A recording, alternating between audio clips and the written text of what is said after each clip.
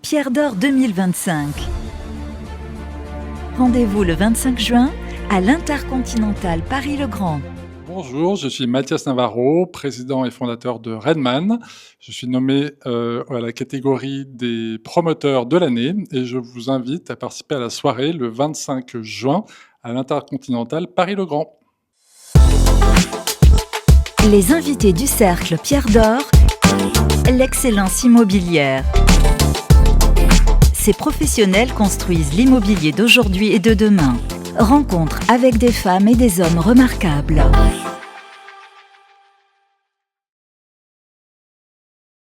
Bonjour et bienvenue sur imoweek.fr dans le Cercle Pierre d'Or qui a le plaisir de recevoir aujourd'hui Brice de Germay. Bonjour.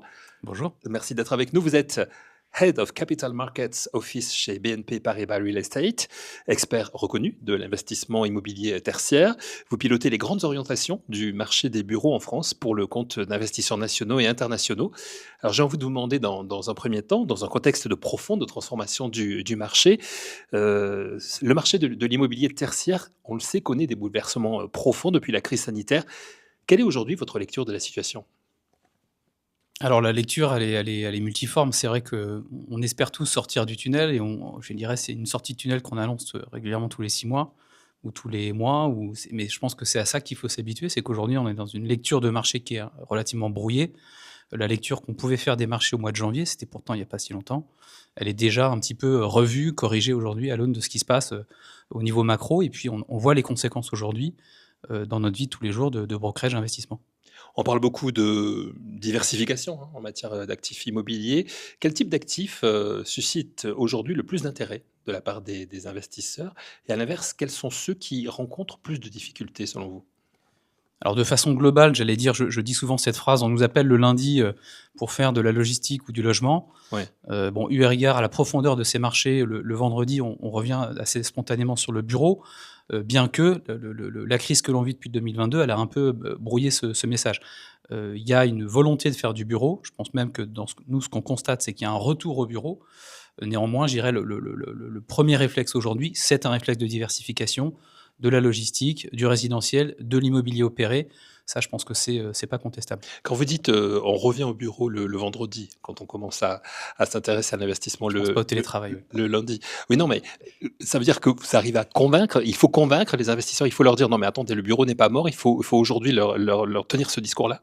Et je pense que les liquidités, ce qui n'est pas contestable, c'est que les liquidités, massivement, se sont retirées du marché immobilier. Je pense que le sujet, il n'est pas tant de savoir si on va vers le bureau ou pas, que de savoir si on va vers l'immobilier ou pas. Et dans ce domaine-là, il y a 2 types d'investisseurs. Il y a ceux qui peuvent faire autre chose que l'immobilier, qui vont aller sur l'obligataire, l'equity, l'infrastructure, et les gens qui ne font que de l'immobilier. Voilà. Et le sujet, de mon point de vue, d'un point de vue masse, c'est plutôt de savoir ce que l'immobilier a à proposer. Et si l'immobilier de bureau, à court ou à moyen terme, a plus de choses à proposer qu'une classe d'actifs résidentielle ou qu'une classe d'actifs logistiques, on saura réattirer des capitaux. Mais à cette condition-là. Et c'est votre intérêt aussi de réattirer les capitaux vers le bureau, non? Oui, alors c'est une question. Oui, quand on fait que du bureau, on y a toujours intérêt. On n'est pas ennemi de ses propres intérêts. En tout cas, il vaut mieux pas dans notre vie de tous les jours. Non, mais globalement, en tout cas, indépendamment de ce que je pense, le constat, c'est que certains grands investisseurs de long terme, qu'on va appeler les investisseurs finaux, donc avec une aversion au risque, on va dire, faible, ceux qui ont retrouvé des capacités d'investissement, singulièrement sur la fin de l'année 2024 et début de l'année 2025, nous ont tous à peu près tenu le discours suivant, du type la logistique, on ne connaît pas très bien, le résidentiel rapporte finalement assez peu, sauf dans une optique long terme.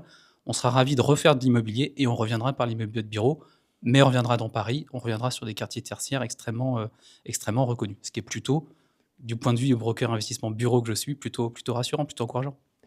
Ce métier que vous exercez depuis quelques années, on va dire maintenant, ce métier de conseil pour lequel vous êtes d'ailleurs nommé dans la catégorie conseil au Pierre d'Or, qui seront attribués le 25 juin prochain, vous l'avez vu évoluer comment? Est-ce qu'il évolue plus vite ces 5 dernières années, on va dire? Alors il a énormément évolué et je le dis en souriant parce que c'est vrai que ça fait plaisir objectivement de voir son industrie à ce point évoluer. Le métier de conseil, globalement, je pense que tout le monde emploiera les mêmes mots. Il y a une vraie montée en gamme, il y a un besoin d'apporter plus de services. J'allais dire que le broker tout seul, il sait faire beaucoup de choses, mais le broker entouré avec des compétences diverses et variées, il fait beaucoup plus de choses. de façon générique, je pense que c'est ça qu'on nous demande aujourd'hui, c'est d'avoir un œil sur la partie transactionnelle, mais d'être capable d'accompagner ou tout du moins d'avoir une vue ou une opinion sur les éléments qui font qu'on est performant ou non dans le métier de broker. Donc on va parler travaux, on va parler financement et on va parler urbanisme. Aujourd'hui, on est obligé de monter fort en gamme sur et en connaissances, en compétences sur ces sujets périphériques. Ça veut dire que c'est plus difficile aujourd'hui? Ça veut dire que c'est un métier difficile, oui. Ouais, je pense que ça, c'est... Je pense aux jeunes qui veulent se lancer sur ces métiers aujourd'hui. Mais c'est un métier passionnant, mais c'est vrai que c'est un métier qui nécessite... il y a beaucoup d'intensité, il y a beaucoup de... j'allais dire, il y a une vraie culture à avoir sur tous les aspects. Le quick win, je pense que c'est de moins en moins la réalité du quotidien. Et ça l'était, je pense qu'il ne faut pas se raconter d'histoire, ça l'était il y a peut-être 15 ou 20 ans. En tout cas, on a connu des périodes, les périodes dorées qu'on a connues, où on avait un petit côté quick win. La connaissance intrinsèque, elle était moins nécessaire qu'elle ne l'est aujourd'hui, et en particulier depuis la crise de 2022. Alors, fort de tout ça, si on entre un petit peu dans les détails avec BNP Paris Real Estate, quels sont les projets ou transactions marquantes que vous avez pu récemment piloter et qui illustrent justement les dynamiques actuelles de ce marché?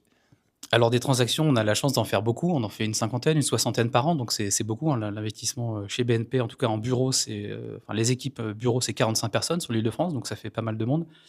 On a en investissement, on a réalisé une très belle transaction, enfin, à ce stade, c'est une promesse, qui est la vente du Solstice par DK chez Sina la semaine dernière, donc on est très fiers de ça. Ça, je pense que ça participe de là où le marché est dynamique, c'est-à-dire sur les actifs parisiens, sur des actifs dont les valeurs ont été revues, mais qui conservent néanmoins des potentialités d'upside à moyen et long terme. Et ça consacre aussi, et on le verra, on constatera, je pense, à la fin de l'année 2025, le fait qu'on est capable de sortir des dossiers de volume assez significatif. À côté de ces deals qu'on va qualifier de corpus en termes de profil de risque, on a un dynamisme qui est colossal sur les opérations value-add. On a sorti en début d'année le 48 rue Notre-Dame-des-Victoires, juste à côté du Palais Brognard, qu'on a vendu à la foncière Renaissance, qui appartenait à Ponte Gadea, où là, on a eu 30 fois l'expression d'offre par rapport à l'immeuble. Donc ça, c'est des ratios de compétition. Vous voyez, pour 100 mis sur le marché, on a eu 3000 en expression d'offre. Donc c'est absolument colossal. C'est des ratios qu'on connaissait avant la crise. Donc de ce point de vue-là, on peut dire le value-add, si et seulement si les actifs sont de très bonne qualité, très bien situés, on arrive à avoir des contests de même niveau d'intensité que ce qu'on a connu par le passé. Et puis on a beaucoup, là je ne vais pas en citer, parce qu'elles sont à la fois pléthoriques et beaucoup plus granulaires, beaucoup d'opérations de reconversion, sur lesquelles on a une équipe qui lui est totalement dédiée, qui leur sont totalement dédiées, de 4 personnes. Et aujourd'hui, c'est, vous l'imaginez bien, des gens qui ont à la fois beaucoup de travail et beaucoup de compétences pour adresser ces sujets-là. Ça, c'est une équipe que vous avez mise en place assez récemment, au niveau de la reconversion, justement, parce que c'est aujourd'hui très tendance de faire de la reconversion. Oui, alors il faut savoir reconnaître les choses. C'est une équipe, elle est pas née du hasard, elle est née avant la crise du Covid, de la volonté qu'on avait de mieux adresser les VFA auprès des promoteurs. Donc, d'adresser des dossiers aux promoteurs pour se voir retourner des VFA, marché sur lequel on était historiquement moins présent. Et puis en fait, c'est pas du tout ça qui s'est passé. Des VFA aujourd'hui, on n'en vend quasiment plus. En revanche, d'être, je dirais, les compagnons de route d'un certain nombre de promoteurs, ça nous a aidé à la faveur de la crise Covid à adresser ces sujets objectivement, disons les choses qu'on n'avait pas vu venir. Mais c'est comme ça qu'arrivent les belles histoires dans le monde des affaires. Donc aujourd'hui, on a une vraie longueur d'avance sur ces marchés où il faut être à la fois très proche des promoteurs ou des porteurs de projets et à la fois, surtout, je crois, très proche des collectivités locales. Et c'est ça aujourd'hui qui nous permet de, je crois, performer sur ce crément de... C'est un vrai défi, ça, être proche des collectivités locales. Oui, mais je crois que sur ce sujet-là, il y a une vraie attente aussi. J'aime à dire qu'on joue un peu le rôle d'une SEM, c'est-à-dire qu'on va encadrer, en fait, je reprends souvent cette expression, finalement, avec les collectivités, avec les mairies, la plupart du temps, on vient fixer un cadre, le cadre de leurs besoins. En tout cas, le message, c'est il y a un vendeur, il y a une collectivité qui est prête à précisément adresser le cadre, et on organise finalement ce qui se passe à l'intérieur de ce cadre. Et c'est assez... aujourd'hui, je ne me contente plus d'une réponse de « telle mairie ne veut pas le faire ça ». On arrive quasiment maintenant sur tous les territoires et toutes les communes à avoir des discussions constructives pour transformer des immeubles de bureaux en autre chose. Les élections municipales de 2026, obstacles ou défis ou... Oui, défis, ça n'interrompt pas les discussions, mais ça les prolonge. Voilà, ou ça les ajourne au pire. Ouais. Mais enfin, le sujet, vous savez, le sujet de la reconversion, C'était le problème des investisseurs, c'est en train de devenir le problème des collectivités. Donc, il y a quelque chose de l'ordre du rapport de force qui est un tout petit peu en train de s'inverser. Pour revenir sur le marché et plus particulièrement celui de BNP Paribas Real Estate, cette première moitié d'année 2025, comment vous la qualifieriez en termes de chiffres, par exemple? Alors les chiffres, ils sont bons, hein, si on regarde vraiment le marché du bureau, en tout cas le bureau en Île-de-France. Mais je dirais que c'est les deux revers de la même pièce, c'est-à-dire qu'on a un côté où marché en clair-obscur, je vais pas jouer d'expression. Je pense qu'à la fin de l'année, on aura une année en volume qui sera bien meilleure que celle de 2024, à tout le moins 2024, qui est la pire année des 25 dernières années. Donc on a un très bon premier semestre. Et moi, je me cache pas derrière des chiffres, c'est-à-dire que plus 100% au premier trimestre, d'un trimestre qui était absolument ridicule en 2024, ça ne nous fait pas beaucoup avancer. Donc on est sur un premier trimestre qui est mieux que l'année dernière, mais pas encore exceptionnel. On va faire mieux que 2024 parce qu'on a une espèce les économistes parlent d'acquis de croissance. Nous, on a un acquis de volume qui paraît difficilement en deçà de celui de l'année dernière. En revanche, et peut-être que je serai démenti, mais je ne crois pas. Je parlais de Solstice tout à l'heure. Il y a quelques autres très gros sujets dans le marché.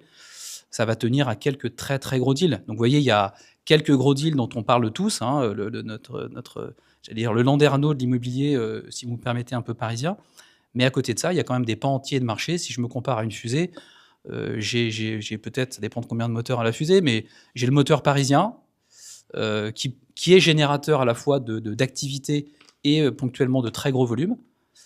Mais j'ai pas le moteur des périphéries, ça c'est un vrai sujet. Donc à la fin de l'histoire, j'aurai peut-être des volumes, mais il faudra pas conclure de tout ça que les marchés sont repartis, ou en tout cas pas totalement. En tout cas, les fusées, une fois qu'elles sont parties, elles vont vite vers leurs objectifs, donc c'est un petit peu le vôtre, j'imagine. Comment vous l'anticipez, vous qui êtes expert sur le sujet, comment vous l'anticipez, l'évolution du marché des capital markets, je sais pas, horizon fin 2025, 2026? Le bureau, toute classe d'actifs. Oui, enfin le bureau c'est un peu plus votre spécialité, mais oui, toute classe d'actifs, bien sûr. Mais moi je pense qu'il y aura un retour à l'immobilier, c'est-à-dire que c'est tout ça et on est que dans on n'a pas réinventé grand-chose depuis Schumpeter. C'est une histoire de cycle. Donc aujourd'hui on est dans le creux de la vague. Je pense que la classe d'actifs immobiliers sous beaucoup d'aspects, en particulier bureau aujourd'hui, c'est quand même ça le sujet.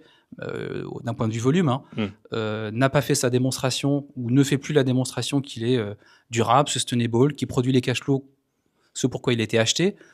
Et je dis souvent que, indépendamment des actifs peut-être parisiens, qui ont une vertu un petit peu différente, peut-être un peu plus coffre-fort, sur des pans entiers de réflexion, là je suis vraiment sur l'aspect financier, il y a beaucoup de choses à réécrire, donc ça fait pas plaisir. Ça renvoie aux valeurs, ça renvoie à qu'est-ce qu'on a dans les bilans, qu'est-ce qu'on propose demain.